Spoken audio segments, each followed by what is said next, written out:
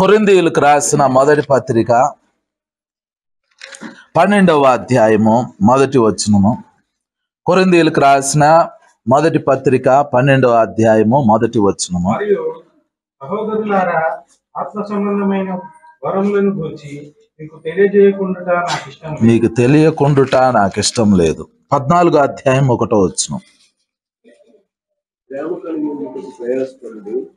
ఆత్మ సంబంధమైన వరములను ఆసక్తితో అపేక్షించి విశేషంగా మీరు ప్రవచన వరము అపేక్షించి ప్రార్థన చేసుకున్నాం. పరిశుద్ధుడా తండ్రి, నాయనా మీకు వందనాలు ప్రభా. భూమిని, ఆకాశాలని, సముద్రాలని, వాటిలో ఉన్న సమస్తాన్ని సృష్టించారు నాయన. మీరు సృష్టికర్త అయిన దేవుడు తండ్రి. కానీ మీ వాక్యం ద్వారా మమ్మల్ని కన్నారు ప్రభా. మీ ఆత్మ ద్వారా మమ్మల్ని కన్నారు తండ్రి. మమ్మల్ని ప్రథమ ఫలముగా చేసుకున్నారు నాయన. నాయన, సృష్టింపబడిన వాటిలో తండ్రి మేము ప్రథమ ఫలముగా ఉండునట్లు మీ సత్య వాక్యం ద్వారా మమ్మల్ని కన్నారు తండ్రి. నాయన, మరలా జన్మింపజేశారు నాయన. మీకు స్తోత్రం అబ్బా డాడీ. నాయన, మీరు సమీపింపరాని తేజస్సులో అత్యున్నత సింహాసనం మీద మీరు ఆసీనులై ఉండి పర సంబంధమైన ప్రతి ఆశీర్వాదము, శ్రేష్టమైన ప్రతి ఆశీర్వాదము, సంపూర్ణమైన ప్రతి వరముని మాకు అనుగ్రహిస్తూ యేసు నామంలో మమ్మల్ని స్థిరపరుస్తున్నందుకు వందనాలు. క్రీస్తులో మమ్మల్ని నాటి క్రీస్తులో మమ్మల్ని ఫలింపజేస్తున్నందుకు వందనాలు నాయన. మీ ఆత్మ కార్యాలు మా జీవితాల్లో జరిగించండి తండ్రి. మీ ప్రత్యక్షతలు మా జీవితాల్లో జరిగించండి నాయన. తండ్రి, ఈరోజు మీ వాక్యం ద్వారా నాతో మాతో అందరితో మాట్లాడమని నాయన, మా అందరి మీద మీ సన్నిధి ఉంచమని యేసు పరిశుద్ధ నామంలో ప్రార్థించి వేడుకొంచున్నాం తండ్రి. ఆమేన్, ఆమేన్. మనకి చర్చ్ అనేది ఒక రిలీజియస్గా ఉండొచ్చు. రిలీజియస్గా అంటే ఆదివారం సండే రోజు చక్కగా స్నానాలు చేసి మంచిగా చర్చ్కి వచ్చి కూర్చుంటారు. స్టార్టింగ్ ప్రేయర్ జరిగిద్ది, కొన్ని పాటలు పాడతాం, కొన్ని సాక్ష్యాలు చెప్తాం. ఆ సాక్ష్యాలు కూడా మామూలుగా ఉంటాయి. నేను అప్పు అడుగుదాం అనుకున్నాను, ఈలోపు ఆయన ఎదురుగా వచ్చి అప్పిచ్చాడు అని. ఇలా మామూలుగా సాక్ష్యాలు ఉంటాయి. తర్వాత వాక్యం ఉంటుంది, తర్వాత కానుకేస్తారు, తర్వాత ఇంటికి వెళ్తారు. మళ్ళీ మీ ఉద్యోగాలు, మీ డ్యూటీలు మీరు చేసుకుంటారు. మీ కష్టాలు, మీ శ్రమలు, మీ ఇబ్బందులు మీకు ఉంటాయి. మళ్ళీ నెక్స్ట్ ఆదివారం వస్తుంది, మళ్ళీ సేమ్ థింగ్ రిపీట్ అవుతుంది. ఇది చర్చ్. ఇలాగే చర్చ్ నడవచ్చు, ప్రాబ్లం లేదు. సంఘం ఎత్తబడేటప్పుడు బోర మోగిద్ది. బాగా ప్రార్థన చేసుకునేవాళ్ళు, దేవునికి నమ్మకంగా ఉన్నవాళ్ళు ఎత్తబడతారు. లోకంలో ఉన్నవాళ్ళు విడవబడతారు. సంఘం వెళ్ళిపోయింది. సంఘం యొక్క ముగింపు ఆ విధంగా ఉండేది. బైబిల్ ఏం చెప్తుంది అని అంటే, కొరింథీయులకు రాసిన మొదటి పత్రిక 12వ అధ్యాయము మొదటి వచనంలో, సహోదరులారా,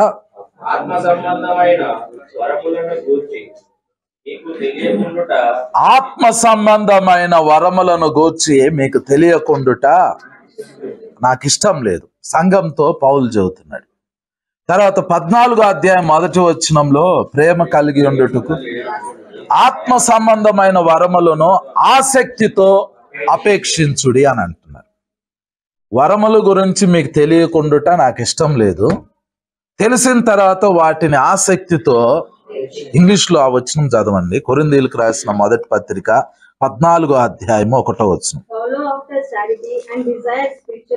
and desire spiritual gifts and desire the spiritual gifts. Desire అంటే ఏంటంటే, మీకు బాగా దప్పికైనప్పుడు, చాలా బాగా దప్పికైనప్పుడు ఉప్పు నీళ్ళు ఇచ్చినా తాగుతారు. అది డిజైర్, తాగాలి. బాగా ఆకలిగా ఉండినప్పుడు, చాలా బాగా ఆకలిగా ఉండినప్పుడు, మీ ప్రాణం పోయిద్ది ఇక అన్నం తినపోతే అన్న టైంలో మీకు ఇష్టం లేని ఏ పదార్థం పెట్టినా తింటారు. దాన్ని డిజైర్ అంటారు. డిజైర్ అంటే అది ఆకలి కంటే, దప్పిక కంటే కూడా ఎక్కువ డిజైర్ అంటే అది ఆకలి కొనిన వాణిని, దప్పిక కొనిన వాణ్ణి తృప్తిపరిచేది. డిజైర్ అంటే కోరుకోవటం వేరు, ఆపేక్షించటం డిజైర్ అనేది వేరు. ఎన్టీ రామారావు గారు ముఖ్యమంత్రి అయిన తర్వాత ఆయన మీద ఒక ఎలిగేషన్ వచ్చింది. ఎలిగేషన్ ఏంటంటే, ఈ హైదరాబాద్లోనే గండిపేట దగ్గర ఎక్కడో ఒక గెస్ట్ హౌస్ తీసుకుని ముఖ్యమంత్రిగా ఉండినప్పుడే క్షుద్ర పూజలు చేశాడు అని ఎలిగేషన్ వచ్చింది. తెలుసా ఈ విషయం మీకు ఎవరికైనా? డిపార్ట్మెంట్ లో కూడా ఒకరు చంపేశారు. ఎలిగేషన్ వచ్చింది. అది నిజమే అని చాలా మంది అనుకుంటారు. క్షుద్ర పూజలు చేశారు. క్షుద్ర పూజలు ఎందుకు చేశాడు? క్షుద్ర పూజలు అంటే మామూలు పూజలు వేరు. మామూలు పూజలు ఇప్పుడు మీరు టెంకాయ తీసుకెళ్ళి ఇక్కడ ఇస్తే, పూలు టెంకాయ సాంబ్రాణి ఇస్తే వీళ్ళు చేస్తారు మామూలు పూజ. మామూలు పూజ చేసినందుకు 500 ఏమో తీసుకుంటారు. మీకు ఏదైనా జరగవచ్చు, జరగకపోవచ్చు.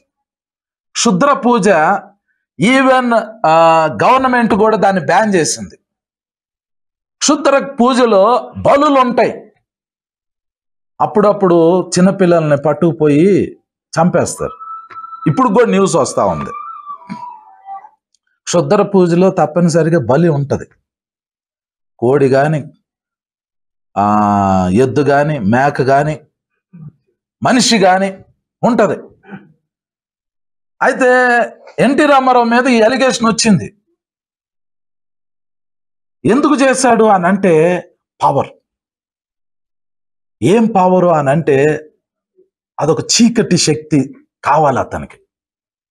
చీకటి శక్తుల హెల్ప్ కావాలి. చీకటి శక్తుల హెల్ప్ ఉందనుకోండి, అతను కొన్ని చేయగలుగుతాడు. అంటే స్పిరిచువల్గా ఫిజికల్ వరల్డ్ని కొంత కంట్రోల్ చేయగలుగుతాడు.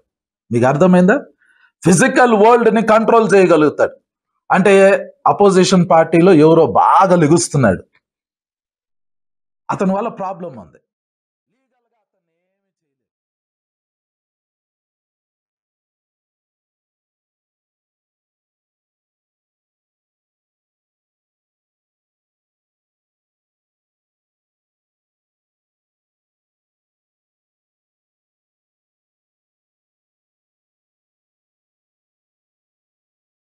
వాళ్ళ మీదకి రిలీజ్ చేస్తారు.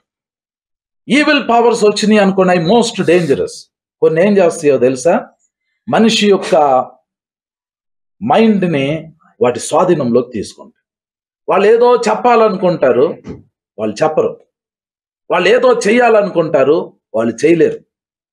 వాళ్ళు బతికే ఉంటారు, వాళ్ళు మామూలుగా మనుషుల్లోనే ఉంటారు. ఆ ఇన్ఫ్లుయెన్స్ కింద ఉన్నోళ్ళు ఏమి చేయలేరు. ఏదన్నా చేసినా కూడా అది వర్ధిల్లదు. ఈ పవర్స్ కోసము ఎన్టీ రామారావు ఒకప్పుడు క్షుద్ర పూజలు చేశాడు. అది చాలా మంది అప్పుడు మీడియాకు వస్తే, పేపర్లో కూడా వస్తే, ఇట్లా బలులు ఇచ్చారు ఇది అది అని అంటే అది ఖండించారు అప్పట్లో. ఒక మాంత్రికుడు మారు మనసు పొందాడు. ఆ మాంత్రికుడు ఎలాంటి మాంత్రికుడు అని అంటే, రోడ్డు మీద పోయేటప్పుడు మీకు ఒక రాయి దొరికింది అనుకోండి, ఆ మాంత్రికుడికి ఇస్తే ఆ మాంత్రికుడు క్షుద్ర పూజ చేస్తాడు. చేసి వాళ్ళు ఒక స్పిరిట్ని పిలుస్తారు. ఆ స్పిరిట్ వచ్చింది, ఆ పేరు చెప్పను నేను, ఒక ఆత్మ వచ్చింది. ఆ ఆత్మ వచ్చి 3 రకాల లిక్విడ్స్ని ఇచ్చింది.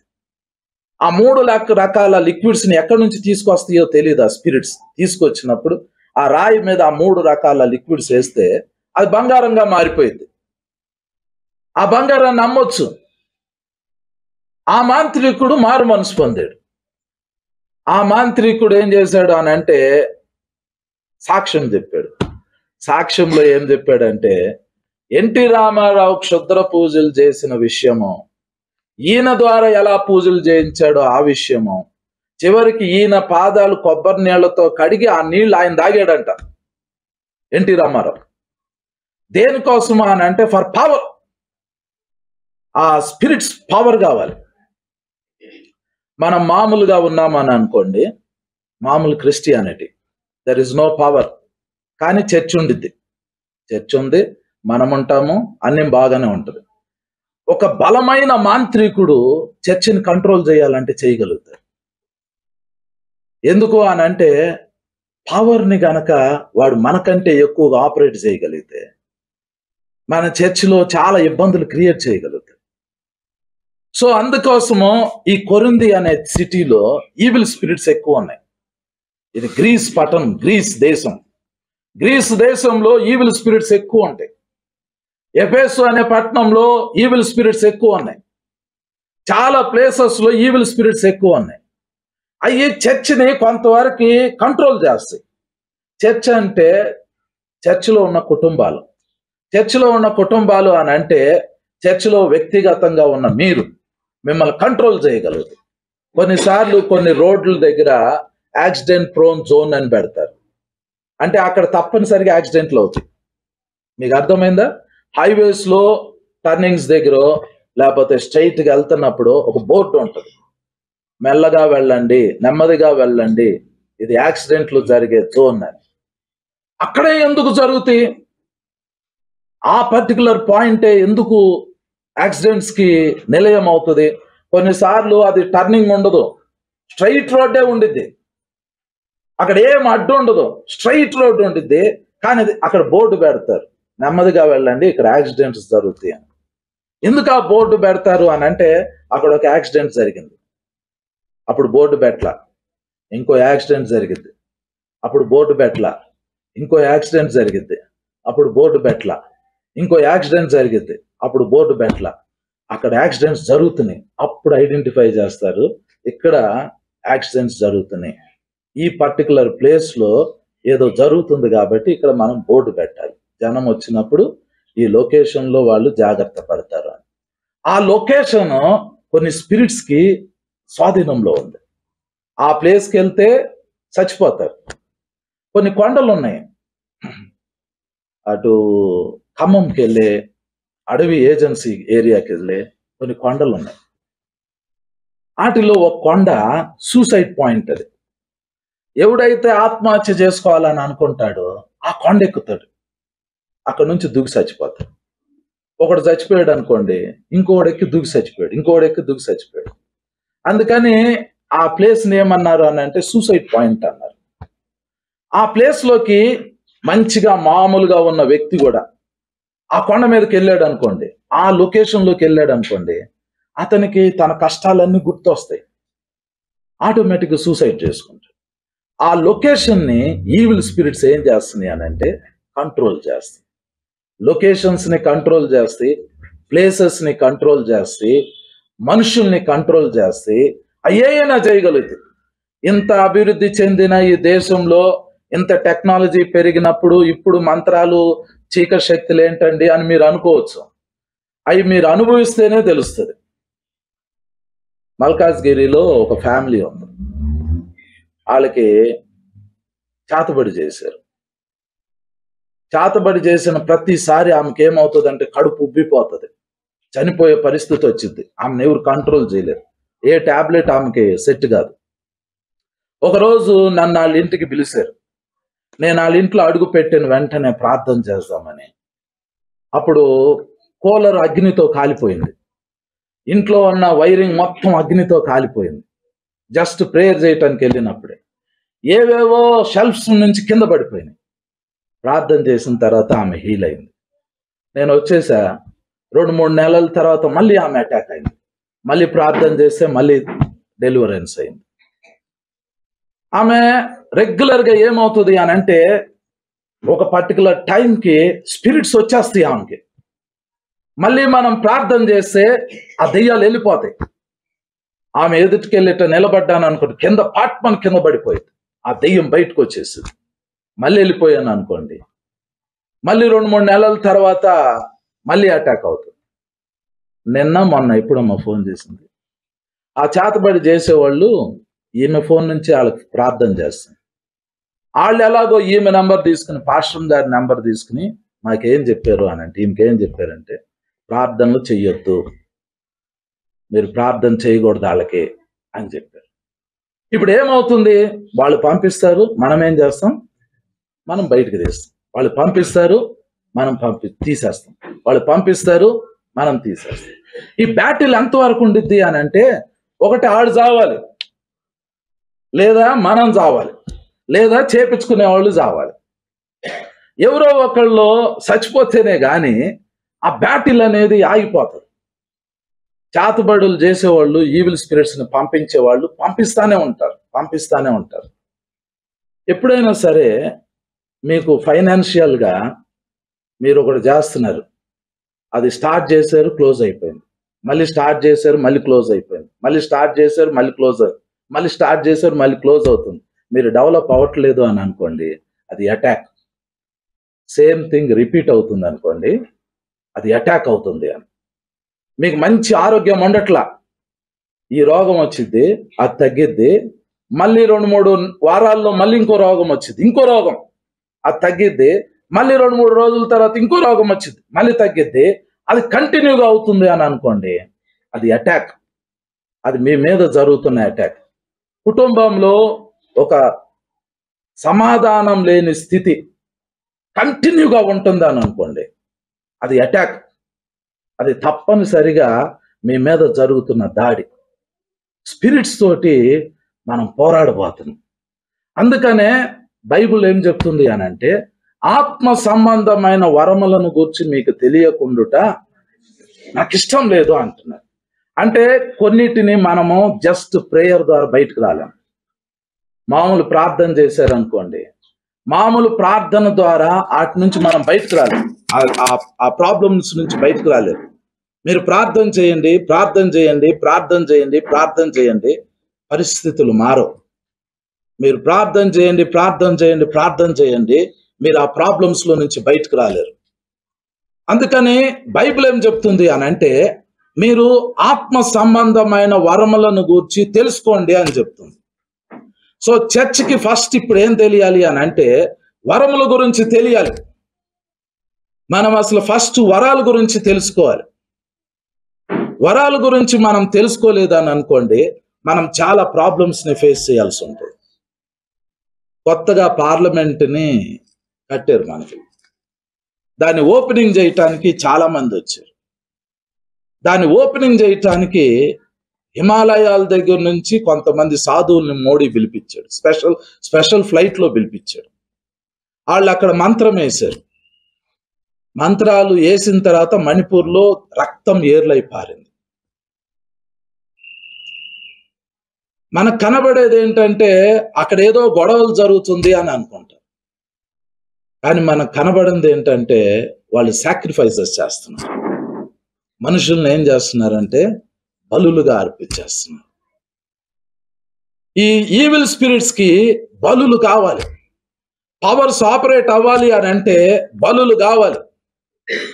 పవర్స్ ని ఆపరేట్ చేయాలి అని అంటే, అందుకనే క్రిస్టియన్స్ గా మనకి ఈ స్పిరిట్స్ తో పోరాడటానికి, ఈ చీకటి శక్తులను ఎదుర్కోవటానికి మామూలు ప్రేయర్ సరిపోదు. కాబట్టి దేవుడు మనకి ఏమి ఇవ్వాలనుకుంటున్నాడంటే వరాలు. అందరు చెప్పండి, వరాలు. ఇందాక ఒక కీర్తన చదివాం మనం, 35వ కీర్తన 13వ వచనం. 35వ కీర్తన 13వ వచనం చదవండి.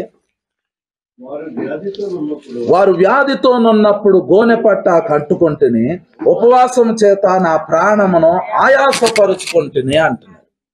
దావీదేమంటున్నాడంటే, కొంతమందికి వ్యాధి వచ్చింది, ఆ వ్యాధి తగ్గట్లా. ఆ వ్యాధి తగ్గాలి అని దావీదు ఏం చేశాడు అని అంటే ఉపవాసం ఉండి ప్రార్థన చేశాడు. ఒక వ్యక్తికి భయంకరమైన ప్రాబ్లం వచ్చింది, ఆ ప్రాబ్లం సాల్వ్ అవ్వట్లా. అప్పుడు ఉపవాసం ఉండి ప్రార్థన చేశాడు. ఉపవాసం ఉండి ప్రార్థన చేస్తే ఆ వ్యాధి తగ్గల. పైగా దావీదు ఏమంటున్నాడు చూడండి, ఆ వచనం మళ్ళీ అందరు చూడండి. 35వ కీర్తన 13వ వచనం అందరు చదవండి. వారు వ్యాధితోనున్నప్పుడు గోనె పట్ట కట్టుకుంటుంది, ఉపవాసం చేత నా ప్రాణమును ఆయాసపరుచుకుంటుంది, అయినను నా ప్రార్థన నా ఎదలోనికే తిరిగి వచ్చి ఉన్నది. అయినను నా ప్రార్థన నా ఎదలోనికే తిరిగి వచ్చినది. ప్రార్థన రిటర్న్ అయిపోయింది. అరే నువ్వు ఉపవాసం ఉండి ప్రార్థన చేసావు, ప్రార్థన హెవెన్కి వెళ్ళలా. ప్రార్థన పరలోకంలోకి వెళ్ళలా. పరలోకంలోకి వెళ్ళకుండానే ఈయన చేసిన ఉపవాసము, ఈయన చేసిన ప్రార్థన అది రిటర్న్ వచ్చేసేసింది. ఎప్పుడైనా సరే ప్రేయర్ అనేది పరలోకానికి వెళ్ళింది అనుకోండి, దానికి ఆన్సర్ వచ్చింది. ప్రేయర్ అనేది పరలోకానికి వెళ్లకుండా అది రిటర్న్ వచ్చింది అనుకోండి, ఆన్సర్ రాదు, నీ ప్రాబ్లము సాల్వ్ అవ్వదు. అది నా ఎదలోనికి తిరిగి వచ్చింది అని అంటున్నాడు. ఎందుకు తిరిగి వచ్చింది? ఎఫెసీయులకు రాసిన పత్రిక 6వ అధ్యాయము 12వ వచనం చదవండి, 13వ వచనం చదవండి. ఎఫెసీయులకు రాసిన పత్రిక 6వ అధ్యాయము 13వ వచనం, అందుచేతను మీరు అబద్ధమునందు 12వ వచనం నుండి చదవండి. ఏలయనగా ఆ. మనము పోరాడినది శరీరులతో కాదు, మనము పోరాడునది శరీరులతో శరీరులతో ఎవరైనా మిమ్మల్ని వ్యతిరేకిస్తున్నారు అనుకోండి, వాళ్ళు వ్యతిరేకించట్లా. మనం పోరాడేది శరీరులతో కాదు, మరి ఎవరితో? కానీ ప్రధానులతోనూ అధికారులతోనూ ప్రస్తుత అంధకార సంబంధులకు లోకనాథులతోనూ ఆకాశ మండలమందున్న అది ప్రార్థన దేవుని సన్నిధికి వెళ్ళాలి అని అంటే ఆకాశం దాటి వెళ్ళాలి. కానీ ఆకాశంలో ఏముంటున్నాయి అని అంటే దురాత్మ సమూహాలు ఉంటాయి. ఆకాశంలో దురాత్మ సమూహాలు ఉంటాయి. మనం ప్రార్థన చేస్తాం, ప్రార్థన నోటిలో నుండి ఒక స్మోక్ లాగా, ధూపం లాగా లెగుస్తుంది. ఆ ధూపము ఆకాశాలు దాటుకుని పరలోకానికి వెళ్ళాలి. కానీ ఆకాశంలో దురాత్మ సమూహాలు ఉంటాయి. దావీదు ప్రార్థన చేస్తున్నాడు, అయ్యా వీళ్ళకి రోగం వచ్చింది, వీళ్ళని స్వస్థపరచు. ఆ ప్రార్థన దావీదు నోట్లో నుండి ధూపంలాగా లెగిసింది. ఆ దురాత్మ సమూహాలు ఏం చేసినాయి అని అంటే ప్రేయర్ని అక్కడ ఆపేసి తిరిగి ఆ ప్రార్థనని రిటర్న్ పంపించింది. దావీదు ఎదలోనికి ఆ ప్రార్థన వచ్చేసేసింది. అంటే ఇప్పుడు ఆ ప్రార్థన వల్ల ఏం ఉపయోగం లేదు, ఆ ప్రార్థన వల్ల ఏం జరగలేదు. అందుకనే దేవుని వాక్యం చెప్తుంది, అరే మీకు కొన్ని వరాలు ఉన్నాయి, ఆ వరాల్ని మీరు పొందుకోవాలి. వరము ఎన్ని వరాలు ఉన్నాయి అని అంటే 9 వరాలు ఉన్నాయి. క్రిస్టియన్స్కి 9 వరాలు ఉన్నాయి, అవి రాయబడిన వరాలు. ఈ కాకుండా ఇంకా చాలా వరాలు ఉన్నాయి. ఒక 50-60 సంవత్సరాల క్రితము ఒక ఆయన ఉండేవారు, ఆయన పేరు ముంగమూరి దేవదాసయ్య గారు. ఈయన గుంటూరులో ఉండేవారు. ఈయనకి ఒక వరం ఉంది. ఆ వరం ఏంటంటే 7 ప్లేసెస్లో ఒకే టైంలో ఉంటాడు. అంటే ఇదే టైంలో ఇక్కడ నిలబడి వాక్యం చదువుతాడు, ఇదే టైంలో గుంటూరులోనూ ఉంటాడు, అదే టైంలో బెంగళూరులోనూ ఉంటాడు, అదే టైంలో అమెరికాలోనూ ఉంటాడు. ఒకే టైంలో 7 ప్లేసెస్లో ఉంటాడు. ఆ వరం గురించి బైబిల్లో లేదు. దాన్ని 9 వరాల్లో క్లాసిఫై చేయాలి అని అంటే అద్భుతాలు చేసే వారం కింద పెట్టొచ్చు అది. కానీ అది స్ప్లిట్ అయిపోతారు. ఆ వరాల గురించి, కొన్ని వరాల గురించి అసలు బైబిల్లో రాయలా. అవసరమైనవి చాలా ప్రాముఖ్యమైన వరాలు మాత్రము బైబిల్లో రాయబడి, అవి బేసిక్ వరాలు, అవి కంపల్సరీగా చర్చ్ పొందుకోవాలి. అవి పొందుకోలేదు అని అనుకోండి, యేసు ప్రభువుని నమ్ముకుంటారు, బాప్తిసం తీసుకుంటారు, జనాలు చర్చ్కి వస్తారు, వాక్యం వింటారు, ఇంటికి వెళ్తారు, వాక్యం చదువుకుంటారు, ప్రార్థన చేస్తారు. ప్రార్థన ఆకాశాలు దాటి పరలోకానికి వెళ్ళొచ్చు. వెళ్ళి మీలో చాలా మంది ప్రార్థనలు వెళ్ళి, కొన్ని ప్రార్థనలు వెళ్ళల. కొన్ని ప్రార్థనలను వాళ్ళు ఏం చేస్తారు అంటే చీకటి శక్తులు ఆకాశ మండలంలో ఆపేస్తారు. అసలు ఆ ప్రార్థనలు ఆగిపోయినాయి అనే విషయం కూడా మీకు తెలియదు. God is a good God. దేవుడు మంచి దేవుడు. మనం అడిగిన వెంటనే ఇస్తాడు. కానీ మనం అడిగినవి ఆయన దగ్గరికి వెళ్ళాలి. ఆయన దగ్గర నుంచి రిలీజ్ అయినవి మన దగ్గరికి రావాలి. వీటి మధ్య ఏముంటది అని అంటే ఈవిల్ పవర్స్ ఉంటాయి. ఈ కంట్రోల్ చేస్తాయి, లొకేషన్స్ని కంట్రోల్ చేస్తాయి, ప్లేసెస్ని కంట్రోల్ చేస్తాయి, మనుషుల్ని కంట్రోల్ చేస్తాయి. అవి ఏవైనా చేయటానికి అవి ట్రై చేస్తాయి. అందుకని వరాలు అనేవి అవసరం. బేసిక్ వరాలు 9 ఉన్నాయి. ఈ వరాలన్నిటినీ కలిపితే ఏమంటారంటే పవర్. ఏమంటారు? Power. That's the power of God. ఈ వరాలు అన్ని చర్చెస్కు ఉండవు. ఈ వరాలు అన్ని చర్చెస్కు ఉండాలి. చాలా చర్చెస్లో వరాలు ఎందుకు ఉండవు అని అంటే దానికి ఒకటే రీజన్. యాకోబు పత్రిక 4వ అధ్యాయము, యాకోబు పత్రిక 4వ అధ్యాయము 1వ వచనం నుండి చదవండి. మీలో యుద్ధములను పోరాటములను దేని నుండి కలుగుతున్నవి? 2వ వచనం చదవండి. మీరు ఆశించుచున్నారు గాని మీకు దొరుకుటలేదు, నరహత్య చేయుదురు, మత్సరపడుదురు గాని పోట్లాడుదురు గాని యుద్ధములు చేయుదురు గాని దేవునిని అడుగనందున మీకేమీ దొరకదు. సో వరాలు ఎందుకు లేవు అని అంటే, ఎందుకు లేవు? దేవునిని అడగనందున వరాలు లేవు. వరాలు ఏం చేయగలుగుతాయి అని అంటే, వరాలు బైబిల్లో ఉన్న ఒక వచనాన్ని నిరూపిస్తాయి. దేవుడు ఏం చెప్పాడంటే, మీకు అసాధ్యమైనది ఏది లేదు అని అన్నాడు. నమ్ముట నీ వలనైతే నమ్మువానికి సమస్తము సాధ్యము అన్నాడు. ఇప్పుడు మీరు ఇక్కడ కూర్చున్నారు కదా, మీరు దేవుడిని నమ్ముతున్నారు, కానీ మీకు అంత సాధ్యం కాదు. మీకు సమస్తము సాధ్యం కాదు. ఇప్పుడు వర్షం లేదు, మీరు వర్షాన్ని తెప్పించగలుగుతారా? తెప్పించగలుగుతారా లేదా? ఇప్పటికిప్పుడు ఆన్ ది స్పాట్ నీవు దేవుణ్ణి నమ్మితే వర్షాన్ని స్పాట్లో తెప్పించే కెపాసిటీ నీకు ఉండాలి. అది అప్పుడు ఏమంటారంటే నమ్మువానికి సమస్తము సాధ్యం. నువ్వు నమ్ముతున్నావా? నేను నమ్ముతున్నా, మరి ఇది చెయ్యి, అది జరగదు. యేసు ప్రభు లాజర్ని లేపేటప్పుడు మార్తాతో ఏమంటాడంటే, నమ్ముట నీ వలనైతే నీవు నమ్మిన ఎడల దేవుని మహిమను చూతువు అని అన్నాడు. నమ్ముతున్నాను అని అంది లాజర్ని యేసు ప్రభు లేపాడు. మనము నమ్ముతున్నాము, కానీ లాజర్ని లేపలేం, డెడ్ బాడీని లేపలేం. మనకి సమస్తము సాధ్యం అవట్లా. ఎందుకు సాధ్యం అవట్లేదు అని అంటే, నమ్ముతున్నాం, నమ్మేంత వరకు బాగానే ఉంది. సమస్తము సాధ్యం అవ్వాలి అని అంటే పవర్ కావాలి. పవర్ లేకపోతే మనం సమస్తాన్ని సాధ్యంగా తీసుకురాలేం. Only power. Power will differentiate. Power ఏం చేసిద్ది అని అంటే తేడాన్ని చూపించేసిద్ది. పవర్ గనక ఒక్కసారి రిలీజ్ అయింది అనుకోండి, అప్పుడు దేవుని పవర్ని, దేవుని సామర్థ్యాన్ని, దేవుని శక్తిని, దేవుని ప్రసన్నతని మనం అనుభవించగలుగుతాం. పవర్ ఉంటే. పవర్ లేదనుకోండి, మీరు ప్రార్థన చేస్తారు, మీరు ఉపవాసం ఉంటారు, మీరు వాక్యం చదువుతారు, కొన్ని జరుగుతాయి, కొన్ని జరగవు. 100%లో 0.0001% మాత్రం జరగటానికి అవకాశం ఉంటుంది వరాలు లేకపోతే. వరాలు ఉన్నాయి అనుకోండి, 100% మనం సమస్తాన్ని చేయటానికి అవకాశం ఉంటుంది. సో ఇప్పుడు మనకు కావాల్సింది ఏంటంటే, ఈ వరాల గురించి తెలుసుకోవాలి, ఈ వరాలని డిజైర్ చేయాలి.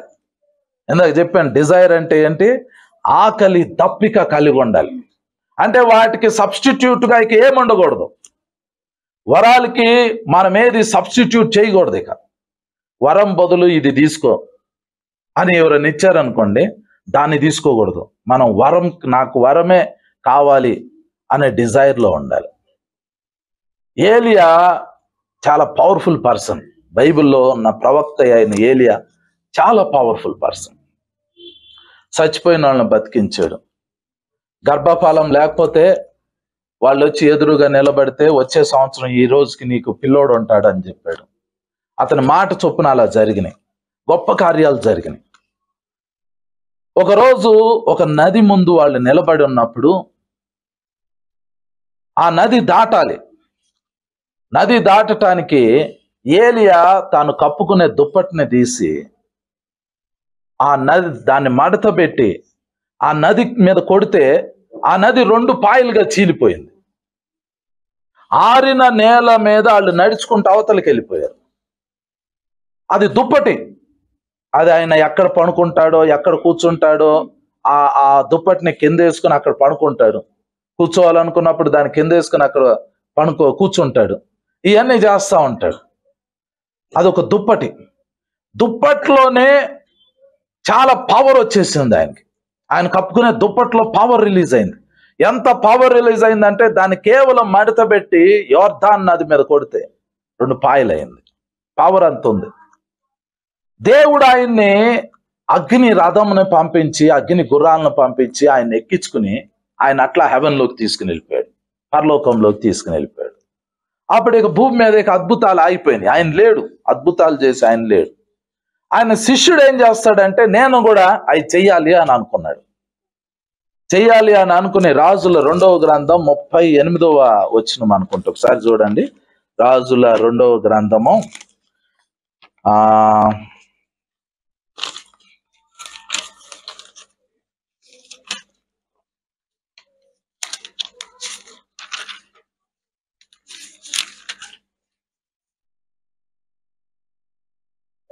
13వ వచనం దగ్గర నుండి చదవండి. 2వ అధ్యాయము, రాజుల 2వ గ్రంథం 2వ అధ్యాయము 13వ వచనం. అందరు తీయండి, అందరు చదవండి, అందరు చదవండి. 1 2 3.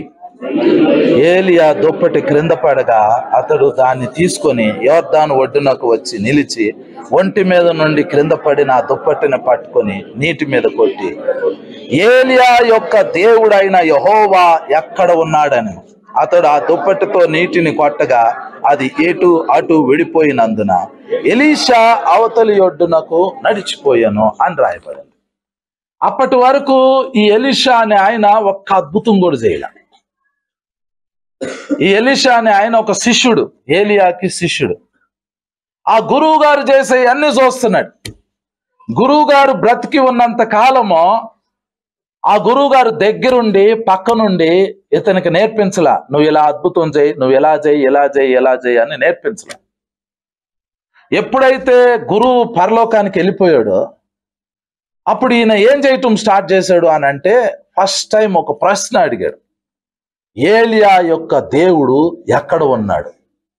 ఉంటే ఆయన ద్వారా జరిగిన అద్భుతం నా ద్వారా కూడా జరగాలి అన్న ఉద్దేశంతో ఆ దుప్పటిని తీసుకుని ఆయన కూడా యోర్దాను నదిని కొడితే అది చీలిపోయింది. 6 నేల వచ్చింది. ఆయన ఒడ్డు మీద అలా నడుచుకుంటూ వెళ్ళిపోయాడు. ఈరోజు మనం తెలుసుకోవాల్సింది ఏంటంటే, ఏలియా దేవుడు ఎక్కడ ఉన్నాడు, బైబిల్ దేవుడు ఎక్కడ ఉన్నాడు, ఇది మనం వెతకటం నేర్చుకోవాలి. యేసు ప్రభు నీళ్ల మీద నడిచాడు. యేసు ప్రభు సముద్రం మీద నీటి మీద నడుస్తూ ఉండినప్పుడు అప్పుడు పేతురు ఏమంటాడంటే, ప్రభువా అది నువ్వే అయితే నడిచేది, నేను కూడా నీళ్ల మీద నడిచేటట్లు ఆజ్ఞాపించు అని అన్నాడు. అప్పుడు యేసు ప్రభు అన్నాడు, వచ్చినాడు అని అన్నాడు. అది మనము ఆ డిజైర్ ఉండాలి. యేసు ప్రభు అద్భుతాలు చేశాడు. పైగా యేసు ప్రభు మనకు ఒక ప్రామిస్ చేశాడు. యోహాను సువార్త 14వ అధ్యాయము 6వ వచనం అనుకుంటా, ఒకసారి చదవండి. సారీ 8వ వచనమా, 8వ వచనం చూడండి, 12వ వచనం. యోహాను సువార్త 14వ అధ్యాయము 12వ వచనం. యేసు ప్రభు చెబుతున్నారు, నేను తండ్రి యొద్దకు, ఒక్క నిమిషం, ఇది యేసు ప్రభు చెబుతున్న మాట. యేసు ప్రభు ఏం చెబుతున్నారంటే, నేను తండ్రి యొద్దకు వెళ్ళుచున్నాను. తండ్రి యొద్దకు వెళ్తే ఏమవుతుంది అని అంటే, యేసు ప్రభు అప్పటి వరకు చేసిన మిరకల్స్ ఆగిపోతాయి, అప్పటి వరకు చేసిన అద్భుతాలు ఆగిపోతాయి. యేసు ప్రభు తండ్రి దగ్గరికి వెళ్ళిపోతాయి. యేసు ప్రభు గనక ఇప్పుడు బ్రతికున్నట్టుగా అయితే, ఇప్పుడు రైట్ నౌ ఇప్పుడు బ్రతికున్నాడు అని అంటే, భూమి మీద శరీరధారిగా ఉన్నట్టుగా అయితే, యేసు ప్రభు బ్రతికే ఉన్నాడు, ఆయన పరలోకంలో ఉన్నాడు, పునరుద్ధానుడై ఉన్నాడు. యేసు ప్రభు గనక శరీరధారిగా ఇంకా ఈ భూమి మీద ఉండినట్లుగా అయితే, శరీరధారిగా, ఆయన ఇప్పుడు శరీరధారిగా పరలోకంలో ఉన్నాడు, శరీరధారిగా ఈ భూమి మీద ఉన్నట్లుగా అయితే మనం ఏం చేయొచ్చు అంటే, ఎవరైనా చనిపోయారు అనుకోండి, ఆ వ్యక్తిని వెంటనే ఫ్లైట్లో పెట్టుకుని ఆ బాడీని యెరూషలేం తీసుకుని వెళ్ళి యెరూషలేంలో ఆయన ముందు పెడితే ఆయన ఏం చేస్తాడు? బతికిస్తాడు. మళ్ళీ టికెట్ కొనుక్కొని మీరు ఇక్కడికి వచ్చేసేయచ్చు. యేసు ప్రభు దగ్గరికి ఏ వ్యాధితో ఉన్న వ్యక్తి అయినా వెళ్ళారు అని అంటే ఇమ్మీడియట్ గా స్వస్థత కలిగింది. కానీ యేసు ప్రభు ఏం చెప్పారంటే, నేను తండ్రి వద్దకు వెళ్ళుచున్నాను. ఆయన చనిపోయి పునరుద్ధానుడయ్యి ఆయన పరలోకానికి వెళ్ళిపోయాడు. ఇప్పుడు ఆయన లేడు. ఆయన వెళ్ళబోయే ముందు ఈ మాట చెప్పాడు. ఏం చెప్పాడు?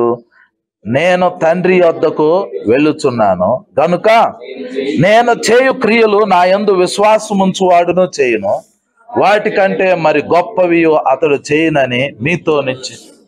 అది ట్రూ మినిస్ట్రీ. నిజమైన పరిచర్య ఏంటి అని అంటే, ఇప్పుడు మనం అనుభవించేది ట్రూ మినిస్ట్రీ కాదు, నిజమైన పరిచర్య కాదు. ఇప్పుడు ఏం చేస్తాం? వాక్యం అయిపోయింది, ప్రార్థన చేయించుకుంటారు, వెళ్ళిపోతారు. ఇది అసలు రియల్ క్రిస్టియానిటీ కాదు, ఇది అసలు రియల్ థింగ్ కాదు. యేసు ప్రభు ఏం చెప్పారంటే, నేను చేయి క్రియలు నా యందును విశ్వాసముంచువాడును చేయును అంటే ఎగ్జాక్ట్ గా ఇప్పుడు ఏం జరగాలంటే, పుట్టు గుడ్డోడు కళ్ళు తెరవబడాలి. మన చర్చ్కి పుట్టు గుడ్డోడిని తీసుకొచ్చారు అనుకోండి, యేసు ప్రభు కొంతమందిని ఇలా చేయబెట్టి తీసిన వెంటనే కళ్ళు ఓపెన్ అయినాయి. కొంతమందికి కొంచెం మట్టి చేసి, ఉమ్ముతో మట్టి చేసి ఇలా రాస్తే కళ్ళు ఓపెన్ అయినాయి. పుట్టు గుడ్డోడు కళ్ళు తెరవాలి. నా యందు విశ్వాసముంచువాడు నేను చేయు క్రియలను చేస్తాడు. మనం విశ్వాసం ఉంచుతున్నామా లేదా? మనం విశ్వాసం ఉంచుతున్నామా లేదా? ఉంచుతున్నాం. కానీ ఆ క్రియలు జరగట్లా. ఆ క్రియలు జరగాలి అని అంటే దానికి ఏం కావాలి? పవర్ కావాలి. విశ్వాసం ఒకటే సరిపోదు, దానికి పవర్ కావాలి. పవర్ అంటే వరాలు, 9 కృపా వరాలు. పవర్ కావాలి. కుంటోళ్ళు నడవాలి, గుడ్డోళ్ళు చూడాలి, మోగోళ్ళు మాట్లాడాలి, చెవిటోళ్ళకి వినికిడి రావాలి, కుష్ఠరోగులు శుద్ధులవ్వాలి, చచ్చిన వారు బ్రతకాలి. అది పవర్ చేసే పని. అది యేసు ప్రభు చెప్పారు, నేను తండ్రి వద్దకు వెళ్తున్నాను, ఇక భూమి మీద నేను ఉండను, మీరే ఉంటారు, కాబట్టి మీరేం చెయ్యాలి అని అంటే, నేను చేసే క్రియలు మీరు చెయ్యాలి, వాటికంటే మరి గొప్పవి చెయ్యాలి అని యేసు ప్రభు చెప్పారు. అప్పుడు అలాంటి కార్యాలు గనక మనం చేస్తే, అప్పుడు లోకంలో ఉన్న వాళ్ళు యేసు ప్రభుని రికగ్నైజ్ చేయగలుగుతారు. ఆయన నిజమైన దేవుడు అని గుర్తించగలుగుతారు. రండి, వినండి, రక్షణ పొందండి, యేసే నిజమైన దేవుడు, మా దేవుడే గొప్ప దేవుడు, ఈ మాటలన్నీ చల్లవు. అసలు ఈ మాటలు చెప్పొద్దని యేసు ప్రభు చెప్పాడు. నువ్వు ఈ మాటలు చెప్తే దాంట్లో దేవుని మహిమ ఉండదు. సువార్తను ఆ విధంగా ప్రకటించొద్దు. ఆది సంఘము మొట్టమొదట వాళ్ళు కూడా సువార్త ప్రకటిస్తామని బయలుదేరదాం అనుకున్నారు. అపోస్తుల కార్యాల గ్రంథము 1వ అధ్యాయము 8వ వచనం చదవండి. అపోస్తుల కార్యాల గ్రంథం 1వ అధ్యాయం 8వ వచనం. అయినను పరిశుద్ధాత్మ మీ మీదికి వచ్చినప్పుడు మీరు శక్తి నొందెదరు గనుక మీరు యెరూషలేములోను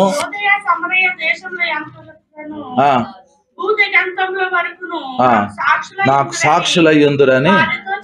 4వ వచనం కూడా చదవండి.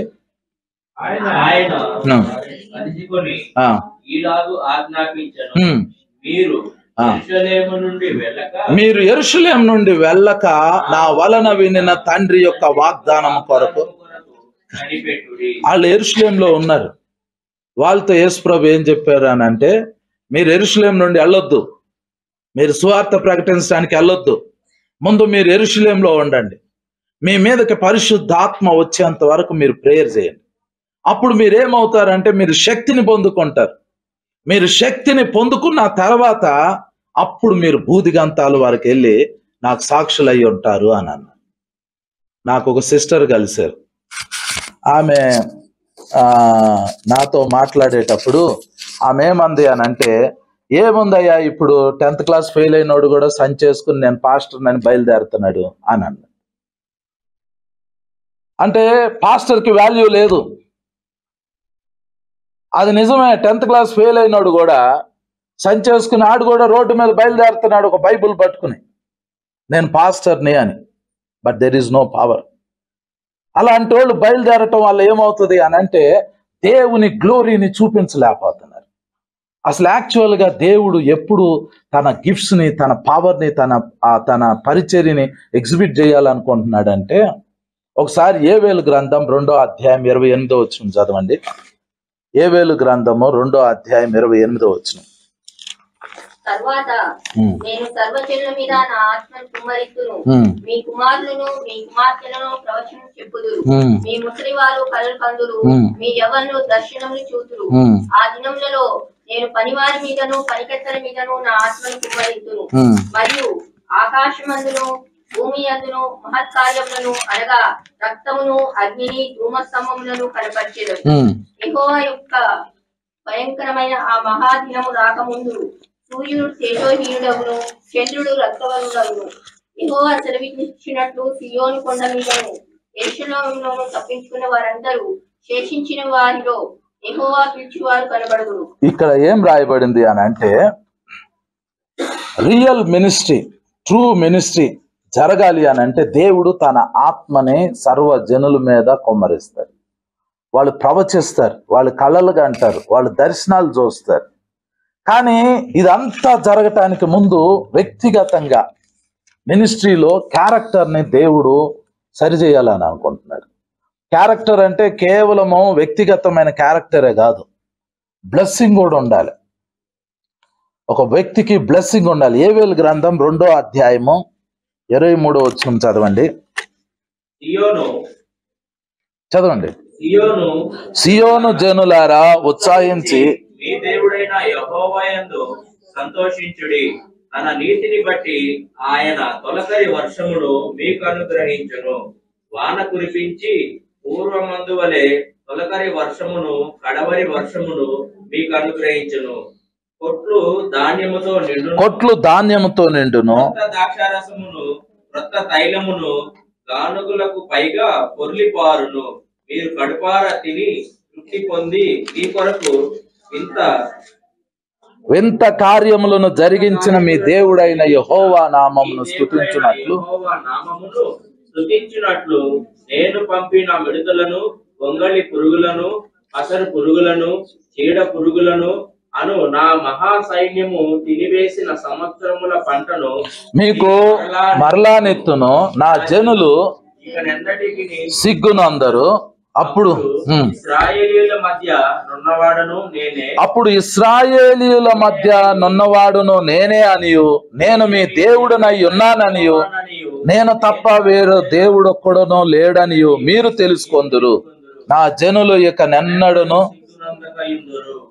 దేవుడు ప్రపంచానికి తన గురించి తాను ప్రకటించుకోవాలి అని అనుకుంటే, అంటే మిమ్మల్ని వాడుకుని మీ ద్వారా తనను తాను ప్రకటించుకోవాలి అని అనుకుంటే, ఫస్ట్ ఆయన మీ జీవితంలో ఇది చెయ్యాలి.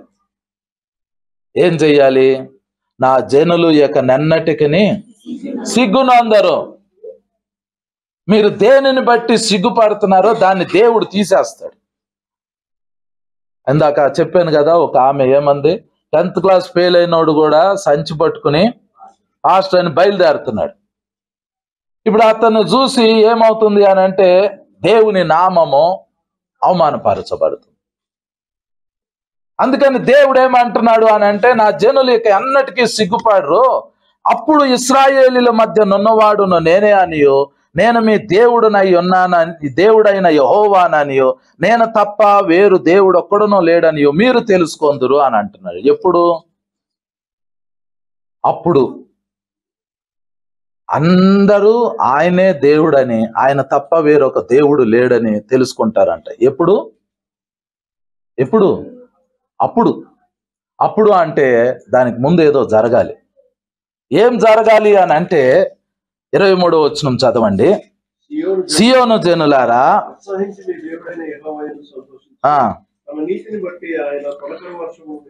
ఆయన తొలకరి వర్షాన్ని అనుగ్రహిస్తాడు.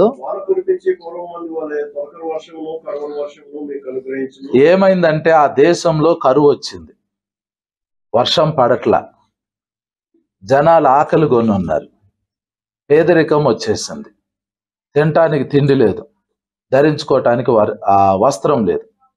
పేదరికంలో ఉన్నప్పుడు అయ్యా మా దేవుడు గొప్పోడు అని దేవుడు చెప్పొద్దు అంటున్నాడు. మరేం చెయ్యాలి అని అంటే దేవుడు ఫస్ట్ తొలకరి వర్షం ఇస్తానంటున్నాడు.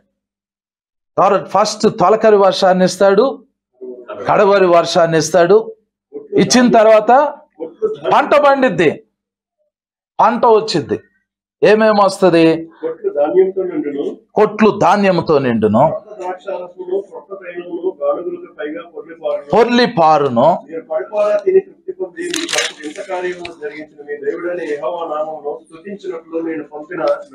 మిడతలు పోతాయి, గొంగళి పురుగులు పోతాయి, పసరు పురుగులు పోతాయి, చీడ పురుగులు పోతాయి.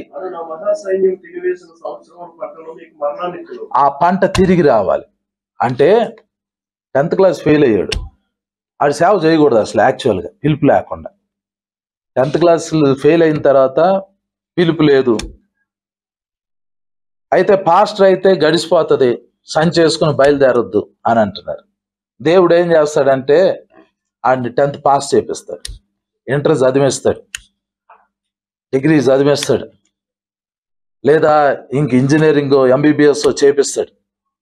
ఆడికి తొలకరి వర్షం ఇస్తాడు, కడవరి వర్షం ఇస్తాడు, వాడి కొట్లలో ధాన్యం ఉంచుతాడు, నూనె పొంగి పొర్లేటట్లు చేస్తాడు, అన్నీ వచ్చేటట్లు చేస్తాడు. అన్నీ వచ్చిన తర్వాత ఒక పొజిషన్కి వచ్చిన తర్వాత now you are eligible to do my ministry అని చెబుతాడు. ఇప్పుడు నువ్వు నా పరిచర్య చేయటానికి యోగ్యుడివి అని అంటాడు.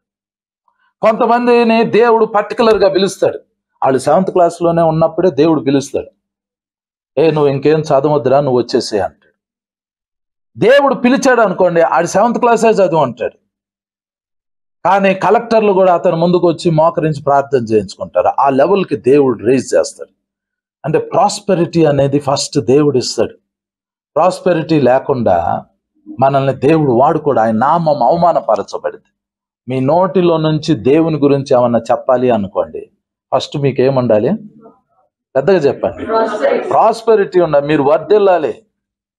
మీరు వర్ధిల్లకుండా, మీ బతుకులు బాగోకుండా, మీరే సాతాన్ చేత అటాక్ చేయబడి, మీ కుటుంబాల్లోనే సాతాన్ అటాక్ ఉండి, మీ పర్సనల్ లైఫ్లోనే సాతాన్ అటాక్ ఉండి, మీరే ఆ శాపంలో ఉండి, మీరే బయటకు రాలేక, మీరే దేవుని గురించి చెప్పాలి అని అనుకుంటే అప్పుడు మనం సిగ్గుపడతాం. మనకు సిగ్గేస్తుంది. వాళ్ళు వచ్చి మనకు పాయింట్అవుట్ చేసి ఏమంటారు అని అంటే, నీ పరిస్థితి ఇలా ఉంది, ఇలా ఉంది, ఇలా ఉంది, ఇలా ఉంది, ఇలా ఉందని చదవగలుగుతారు. అందుకని దేవుడు ఏమంటున్నాడంటే 26వ వచనం చదవండి. నా జనులు ఇక నెన్నటికి సిగ్గునందరు. సిగ్గు పోవాలి అసలు. ఇది ఎలా జరిగిద్ది అని అంటే, ఇది దేవుడు తన ఆత్మని మన మీద కొమ్మరించినప్పుడే, ఆ స్పిరిట్ని పొందుకున్నప్పుడే ఈ థింగ్స్ జరుగుతాయి, ఈ అద్భుతాలు జరుగుతాయి. అందుకని దేవుడు ఈ పుస్తకం బైబిల్లో ఏం రాయించాడంటే, ఆత్మ సంబంధమైన వరములను గూర్చి మీకు తెలియకుండుట నాకు ఇష్టం లేదు అంటున్నాడు.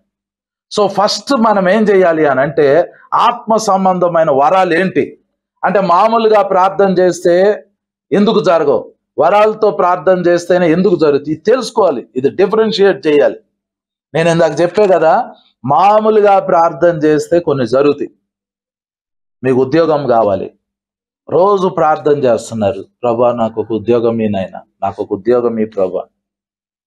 వేరే వాళ్ళకి చెప్తున్నారు నాకు ఒక ఉద్యోగం కావాలి, ప్రేయర్ చేయండి అని.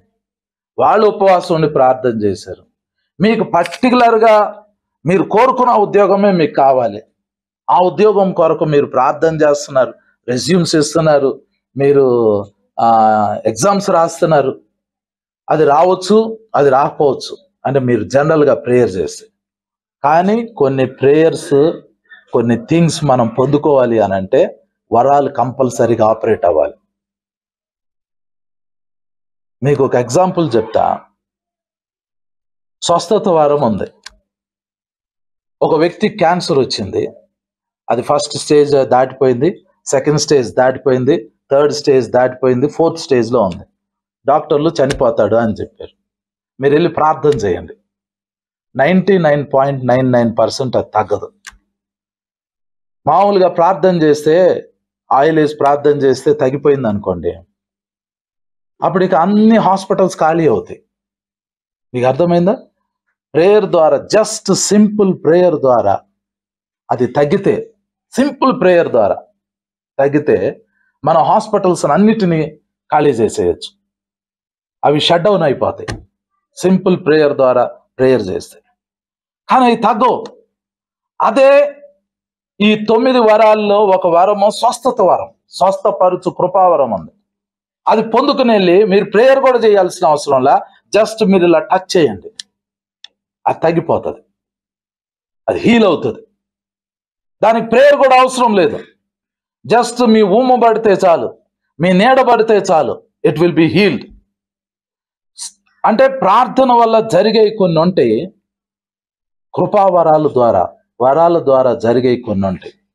వరాలు డిఫరెన్షియేట్ చేస్తాయి. వరాలు అనేవి చాలా పవర్ఫుల్. కాబట్టి 9 వరాలు ఉన్నాయి.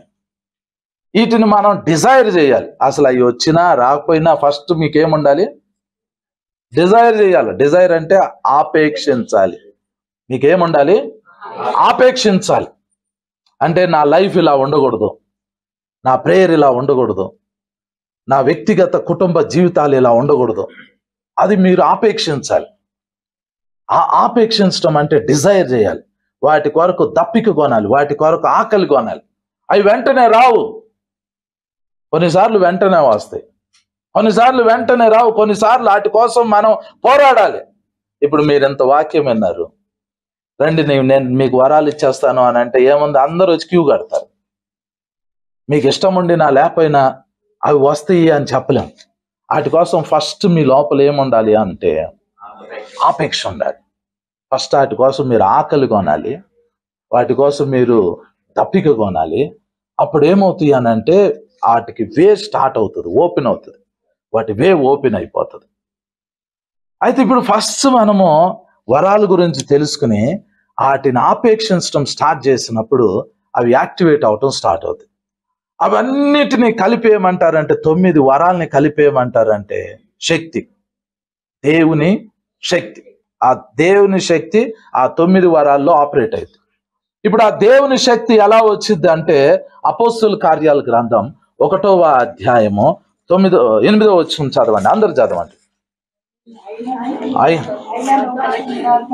అందరు అంటే నువ్వు అందరు చదవమంటే నువ్వు ఒకదాని మీద చదవంటుంది కాదు, చదవాలి అందరు పెద్దగా చదవండి. అందరు రెడీ? 1 2 3. మీ మీదికి వచ్చినప్పుడు మీరు శక్తి నొందెదరు గనక మీరు యెరూషలేములోను యోదయ సమరయ దేశముల యందంతటను భూదిగంతముల వరకును నాకు సాక్షులయ్యారు. చాలు. ఇప్పుడు ఏమొస్తుంది? శక్తి రావాలి అని అంటే, అయినను పరిశుద్ధాత్మ మీ మీదికి వచ్చినప్పుడు మీరు శక్తిని పొందుకుంటారు. పవర్ రావాలి అని అంటే ఏం రావాలి? పరిశుద్ధాత్మ రావాలి. పరిశుద్ధాత్మ వస్తే పవర్ వస్తుంది. పవర్ వస్తే ఏమవుతుంది అని అంటే వరాలు రిలీజ్ అవుతాయి. పవర్లోనే ఏమున్నాయి? వరాలు ఉన్నాయి. పవర్లోనే వరాలు ఉన్నాయి. కాబట్టి ఇప్పుడు మనం ఫస్ట్ ఏం అడగాలి అని అంటే పరిశుద్ధాత్మను అడగాలి. పరిశుద్ధాత్మను అడగటం అంటే ఏం చేయాలి అని అంటే అడగటమే. అడగటం అంటే ఏంటి? అడగటమే. లూకాసు వార్త 11వ అధ్యాయము 13వ వచనం చదవండి.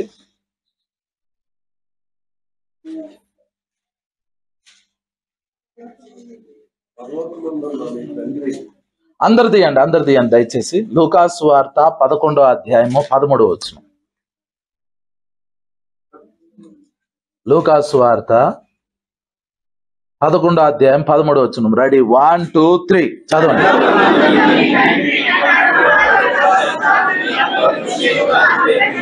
చాలు. పరిశుద్ధాత్మ ఎవరికి అనుగ్రహింపబడుతుంది? దేవుణ్ణి అడుగు వారికి అనుగ్రహం. అడగటం అంటే ఎలా అడగాలి? ఎవరన్నా అడగండి. ఎవరన్నా ఒకళ్ళు నిలబడండి. ఒక్కళ్ళు నిలబడండి. అడుగమ్మా. అడగటం అంటే అడుగు, దేవుణ్ణి అడుగు. అయిపోయిందా? నింపబడ్డారా? అడిగారా ఆమె? ప్రభువా నన్ను నీ ఆత్మతో నింపు. అందరు చెప్పండి, ప్రభువా. మరి వచ్చేసారా? ఆత్మ రాలా. తనను అడుగు వారికి పరిశుద్ధాత్మను నిశ్చయంగా ఇస్తాడు. మీరు అడిగారా లేదా? అందరు చెప్పండి, పరలోకమందున్న నా తండ్రి నాకు పరిశుద్ధాత్మని అనుగ్రహించు. వచ్చేసిందా? రాలా. మీరేం చేయాలో తెలుసా? వచ్చేంత వరకు ఆ మాటను రిపీట్ చేయాలి. ప్రభువా నన్ను నీ ఆత్మతో నింపు, ప్రభువా నన్ను నీ ఆత్మతో నింపు. అందరు చెప్పండి, ప్రభువా నన్ను నీ ఆత్మతో నింపు. మళ్ళీ చెప్పండి, ప్రభువా నన్ను నీ. ఎవరికన్నా వచ్చేసిందా? ఇంకా దేవుని ఆత్మ రాలా. దీన్ని ఏం చెయ్యాలి అని అంటే ఇదే ప్రార్థనగా పెట్టాలి. ఆకలి దప్పిక ఉండటం అంటే ఏంటంటే మీ నోరు తెరిస్తే ఇదే పదం ఉండాలి. ప్రభువా నన్ను నీ ఆత్మతో నింపు, ప్రభువా నన్ను నీ ఆత్మతో నింపు, ప్రభువా నన్ను నీ ఆత్మతో నింపు, ప్రభువా నన్ను నీ ఆత్మతో నింపు. 10 రోజులు చేశారు వాళ్ళు. ఎవరు? 120 మంది. వాళ్ళ కళ్ళ ముందు యేసు ప్రభు 3.5 సంవత్సరాలు నడిచాడు. వాళ్ళతో పాటు 3.5 సంవత్సరాలు ఉన్నారు యేసు ప్రభు. ఆ యేసు ప్రభు పరలోకం వెళ్ళిన తర్వాత వీళ్ళు 10 రోజులు అడుగుతున్నారు, ప్రభువా నన్ను నీ ఆత్మతో నింపు. ఫస్ట్ డే ఏం జరగల. ప్రభువా నన్ను నీ ఆత్మతో నింపు. సెకండ్ డే ఏం జరగల. ప్రభువా నన్ను నీ ఆత్మతో నింపు. థర్డ్ డే ఏం జరగల. ఎంతమంది? 120 మంది. ఒక్కసారి కాదు, 24/7 24 గంటలు ఒకళ్ళ తర్వాత ఒకళ్ళు, ఒకళ్ళ తర్వాత ఒకళ్ళు, ఒకళ్ళ తర్వాత ఒకళ్ళు, ఒకళ్ళ తర్వాత ఒకళ్ళు. వాళ్ళు అడుగుతానే ఉన్నారు, ప్రభువా నన్ను నీ ఆత్మతో నింపు, ప్రభువా నన్ను నీ ఆత్మతో నింపు, ప్రభువా నన్ను నీ ఆత్మతో నింపు. ఇది వరకైతే 20 సంవత్సరాలు 30 సంవత్సరాలు ఇదే ప్రార్థన చేసిన వాళ్ళు ఉన్నారు. 20-30 సంవత్సరాల తర్వాత నింపబడిన వాళ్ళు ఉన్నారు. ఇప్పుడు అనుకోండి, మన అగ్ని సదస్సులు జరుగుతాయి కదా, టీవీలో అప్పుడప్పుడు చెబుతా ఉంటాం. ఆ అగ్ని సదస్సులు అటెండ్ అయిన వాళ్ళు ఒక 50-60 మంది 100 మంది అటెండ్ అయితే ఒక 15 మంది వరకు పొందుకుంటున్నారు. అందులో స్పాట్లో రిలీజ్ అయిపోతుంది. జనాలు కింద పడిపోతారు. వాళ్ళు దేవుని ఆత్మ చేత నింపబడుతున్నారు.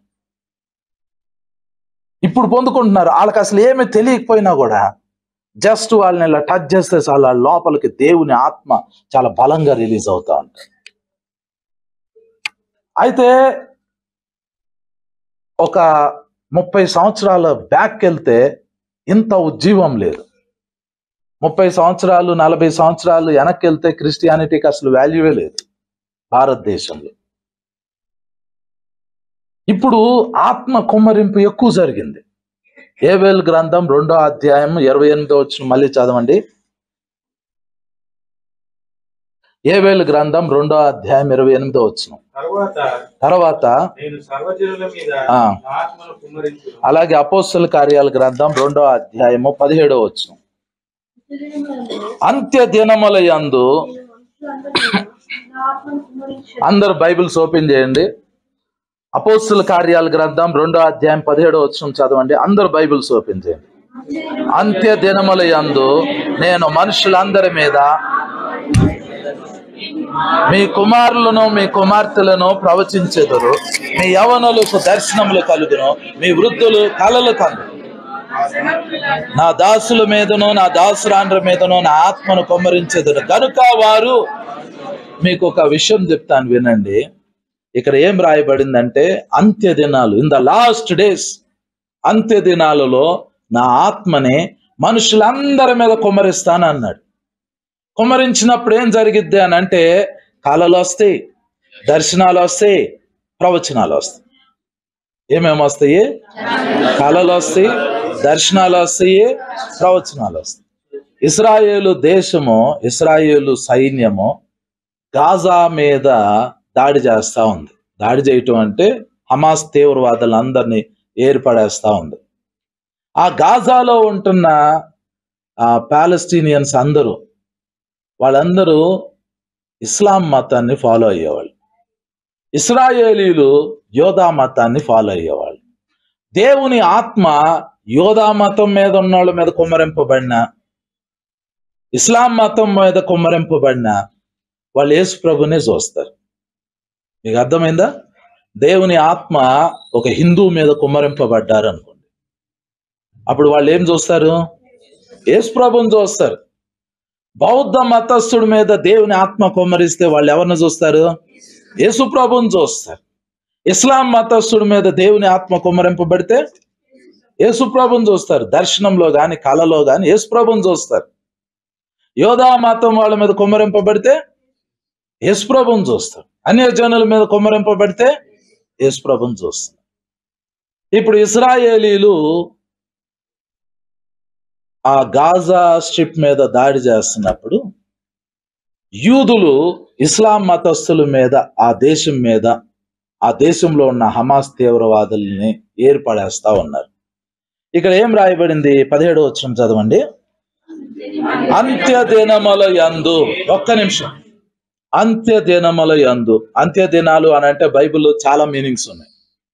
ఈ అంత్య దినం దేనికి సంబంధించింది అని అంటే సంఘం ఎత్తబడబోయే ముందు అంత్య దినం. సంఘం ఎత్తబడే దినంని ఏమంటారు? అంత్య దినం అంటారు.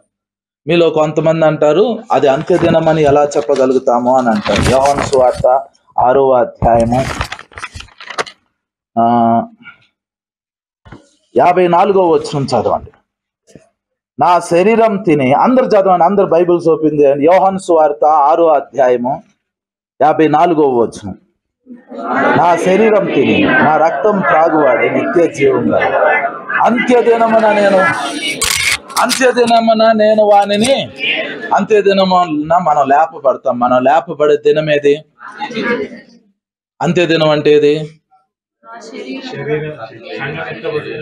సంఘం ఎత్తబడే దినం. అంత్యదినం అంటే ఏది? మనకి సంఘం ఎత్తబడే దినం. ఆ రోజే మనం లేపబడతాం, ఆ రోజే మనం ఎత్తబడతాం. యేసు ప్రభు ఏం చెప్పారు అని అంటే, నా శరీరం తింటే, నా రక్తం తాగితే అది నిజమైన ఆహారము. ఎవరైతే దాన్ని తింటారో, దాన్ని తాగుతారో, అంత్యదినాన నేను వానిని లేపుతాను. అంటే అంత్యదినము వచ్చింది అని మనకి ఎలా తెలుస్తుంది అని అంటే సంఘం ఎత్తబడటమే. కరెక్ట్ గా దాన్ని అంత్యదినం అంటారు. ఆ టైంలో సంఘం ఎత్తబడబోయే ముందు అంత్య దినములు అంటారు. సంఘం ఎత్తబడబోయే ముందు రోజుల్ని, బహుశా కొద్ది నెలల రోజులో, కొద్ది సంవత్సరాలు, కొద్ది రోజులో మనకు తెలియదు. సంఘం ఎత్తబడబోయే ముందు రోజుల్ని ఏమంటారు? అంత్య దినాలు. అంత్య దినాల్లో ఏం జరగాలి? 17వ వచనం చదవండి. అపోస్తుల కార్యాల గ్రంథం 17వ వచనం. అంత్య దినముల యందు నేను మనుషులందరి మీద, అది అంత్య దినాల ముందు ఏం జరగాలి? ఆత్మ కుమ్మరింపు జరగాలి. ఆత్మ కుమ్మరింపు కోసం నేను ఇందాక చెప్పే కదా, 20-30 సంవత్సరాలు వెనక్కి వెళ్తే, ఒక 30 సంవత్సరాలు 40 సంవత్సరాలు వెనక్కి వెళ్తే పరిశుద్ధాత్మతో నింపబడాలి అని అంటే వాళ్ళు 10 సంవత్సరాలు 15 సంవత్సరాలు 20 సంవత్సరాలు ప్రార్థన చేసే వాళ్ళు కూడా ఉన్నారు. ఒకే ప్రార్థన, ఒకే మాట ఏమంటే, ప్రభువా నన్ను నీ ఆత్మతో నింపు, ప్రభువా నన్ను నీ ఆత్మతో నింపు, ప్రభువా. ఈ మాట 20 సంవత్సరాలు 15 సంవత్సరాలు కూడా అన్న వాళ్ళు ఉన్నారు. కానీ అంత్య దినంలో ఏం జరిగిద్ది అని అంటే 1-2 సార్లు అంటే చాలు, ఏమైద్ది? ఆత్మ కుమ్మరింపు జరిగింది.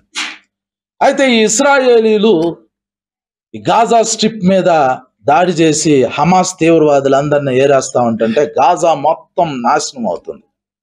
గాజాలో ఉన్న ముస్లిమ్స్ వాళ్ళు చాలా ఇబ్బంది పడతా ఉన్నారు. సిబిఎన్ న్యూస్ లో ఏం చూపించారంటే, ఒక ఎక్స్ టెర్రరిస్ట్, ఒక తీవ్రవాది, మాజీ తీవ్రవాది, అతడు ఇంతకుముందు ఎప్పుడో మారు మనసు పొందాడు. అతను ఒక ఇంటర్వ్యూ ఇచ్చాడు సిబిఎన్ న్యూస్కి.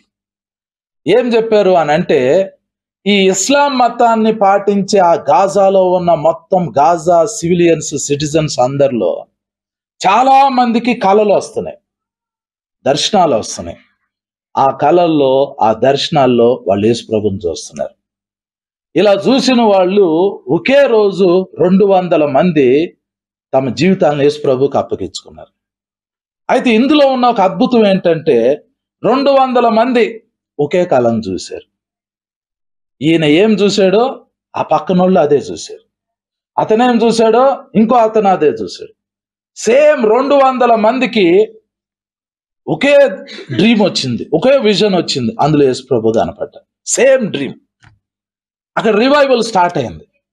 ఆ మాజీ టెర్రరిస్ట్ ఏం చెప్తున్నాడు అంటే, ఈ యుద్ధం అయిపోయిన తర్వాత గాజాలో గొప్ప ఉద్యమం రాబోతుంది అన్నాడు. ఇశ్రాయేలీలు వాళ్ళకి సువార్త ప్రకటించలా, వీళ్ళకి ఎవరు సువార్త ప్రకటించలా. ఎందుకంటే ఇశ్రాయేలీలు యేసు ప్రభువుని నమ్ముకోరు, వీళ్ళు యేసు ప్రభు నమ్ముకోరు, కానీ spirit of God is working. దేవుని ఆత్మ కుమ్మరింపు జరుగుతుంది. అంత్య దినముల యందు మనుషులందరి మీద కుమ్మరించదను అన్నాడు. ఇప్పుడు మనం లాస్ట్ డేస్లో ఉన్నాం. ఇప్పుడు మీకు వరాలు కావాలి అని అంటే ఫస్ట్ మీకు ఎవరు రావాలంటే పరిశుద్ధాత్మ. పరిశుద్ధాత్మని ఇప్పుడు అడిగారు అనుకోండి, దేవుని ఆత్మ మిమ్మల్ని నింపుతాడు. అడగటానికి ఫస్ట్ మీరేం చేయాలంటే, ప్రభువా నన్ను నీ ఆత్మతో నింపు, ప్రభువా నన్ను నీ ఆత్మతో నింపు, ప్రభువా నన్ను నీ ఆత్మతో నింపు అని ప్రార్థన చేయాలి. 10 నిమిషాలు చేయండి, గంట చేయండి, 2 గంటలు చేయండి, ఏం జరగల ఆపొద్దు, ప్రేయర్ చేయండి. ఒక రోజు అంతా చేయండి, ఏం జరగల ఆపొద్దు, మళ్ళీ చేయండి. 2వ రోజు చేయండి, 3వ రోజు చేయండి, 4వ రోజు చేయండి, 5వ రోజు చేయండి, ఏం జరగల. నెల రోజులు చేయండి, ఏం జరగల. 2వ నెల చేయండి. కంటిన్యూగా చేస్తానే ఉండండి. ఒకటే మాట, ప్రభువా నన్ను నీ ఆత్మతో నింపు, ప్రభువా నన్ను నీ ఆత్మతో నింపు, ప్రభువా నన్ను నీ ఆత్మతో నింపు. ఇలా వాళ్ళు 10 days కంటిన్యూగా చేశారు. 10th డే వాళ్ళున్న రూమ్లోకి బలమైన గాలి వచ్చింది, ఒక శబ్దం వినపడింది.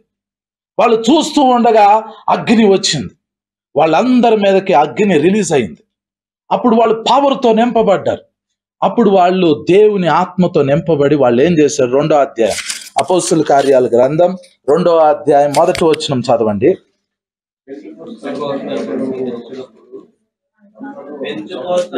అందరు బైబిల్స్ తీయండి.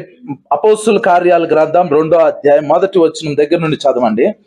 పెంతెకొస్తు పండుగ దినం వచ్చినప్పుడు అందరూ ఒక చోట కూడి ఉంది.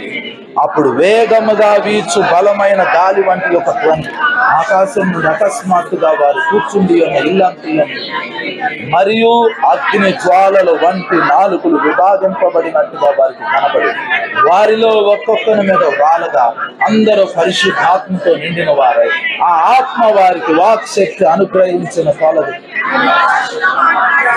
చాలు.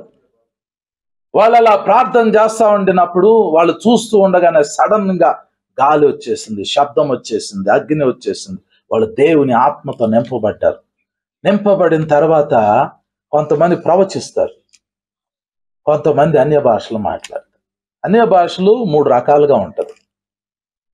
ఒక రకమైన అనాయింటింగ్ వచ్చింది అనుకోండి, ఆ భాష మాట్లాడితే అది మీకు అర్థమైంది, మాట్లాడే వ్యక్తికి అది తెలియదు.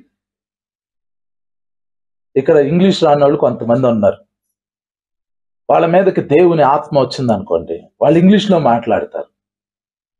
చాలా మంచి గ్రామర్ తోటి ఇంగ్లీష్ మాట్లాడతారు, అద్భుతమైన ఇంగ్లీష్లో దేవుని మాట మాట్లాడతారు.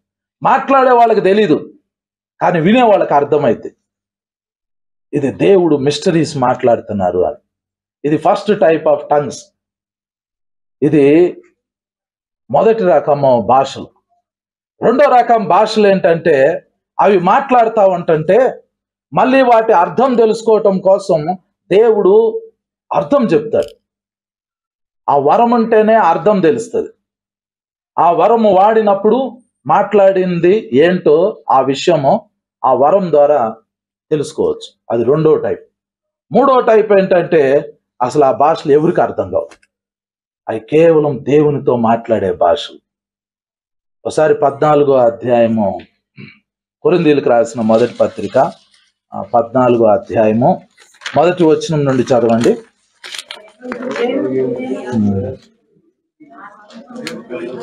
2వ వచనం అందరు తీయండి. కొరింథీయులకు రాసిన మొదటి పత్రిక 14వ అధ్యాయము 2వ వచనం. ఎందుకనగా భాషతో మాట్లాడేవాడు మనుషులతో కాదు దేవునితో మాట్లాడుతున్నాడు. మనుష్యుడు ఎవడునో గ్రహింపడు కానీ. చాలు. భాషలు, ఈ భాషలు ఎవరికి అర్థం కావు, ఈవెన్ సాతానుకు కూడా అర్థం కాదు. మీరు ప్రార్థన చేసేది సాతాను విన్నాడు అనుకోండి, ఆ ప్రార్థన నెరవేరక ముందే వాడు ఇంకో ప్లాన్ చేస్తాడు. మీకు అర్థమైందా? సాతాను కూడా అర్థం కానికుండా పరిశుద్ధాత్మ దేవుడు ఏం చేస్తాడంటే మీ నోటికి కొన్ని భాషలు ఇస్తాడు. అవి ఆకాశ మండలంలో కూడా ఉన్న దురాత్మలు కన్ఫ్యూజ్ అయిపోతాయి. అవి వాటిని ఆపలేవు, అవి వాటిని అర్థం చేసుకోలేవు, ఆ ప్రేయర్ని అర్థం చేసుకోలేవు. అది ఎదలోకి తిరిగి రాదు. అది హెవెన్కి వెళ్ళిపోతుంది. భాషలతో మాట్లాడువాడు మనుషులతో కాదు కానీ దేవునితో మాట్లాడుతున్నాడు. ఈ భాషలు మర్మాలు తెలిసే భాషలు. భాషలు 3 రకాలు. ఫస్ట్ది ఏంటంటే మనుషులు అర్థం చేసుకునే రకం ఉంటుంది. రెండోది వాటికి అర్థం చెప్పే వరం ఉంటేనే కొన్ని భాషలు తెలుస్తాయి.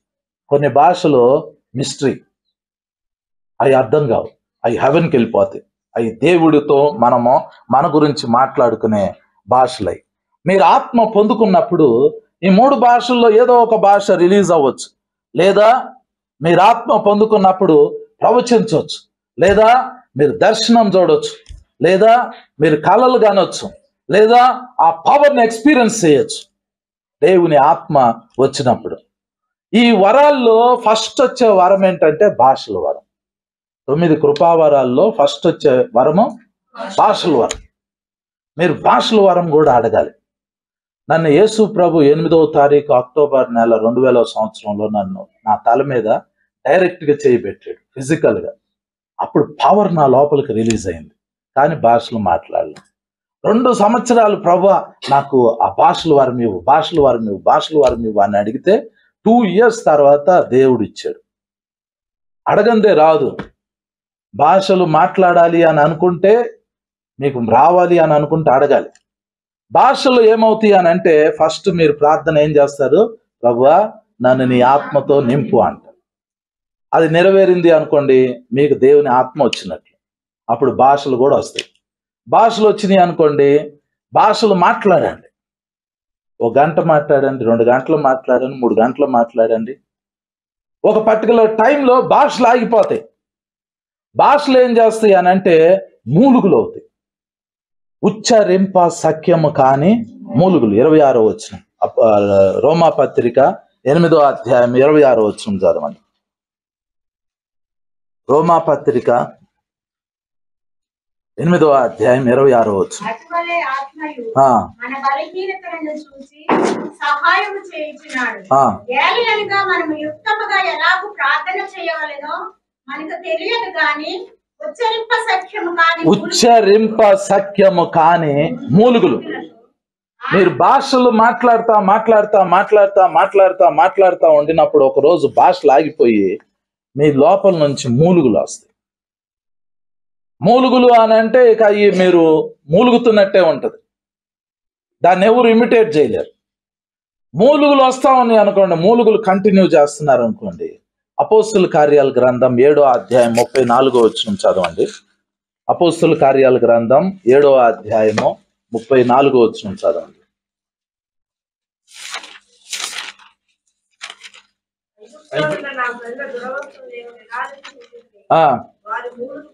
వారి మూలుగు వెంటిని, అది మూలుగులు వస్తే ఎవరు వస్తారు? దేవుడు దిగొస్తాడు. అందరు చెప్పండి, మూలుగు వస్తే దేవుడు దిగొస్తాడు. అందరు చెప్పండి, దేవుడు దిగొస్తాడు. మీరు మూలిగితే ఏం జరిగిద్ది అని అంటే, ఒకసారి యోహాను సువార్త 11వ అధ్యాయము 38వ వచనం చదవండి.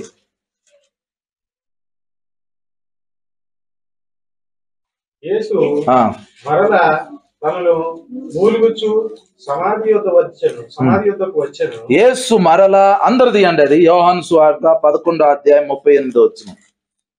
అందరు తీయండి, రెడీ, 1 2 3 చదవండి. యేసు మరలా తనలో మూలుగుచు సమాధి యొద్దకు వచ్చెను.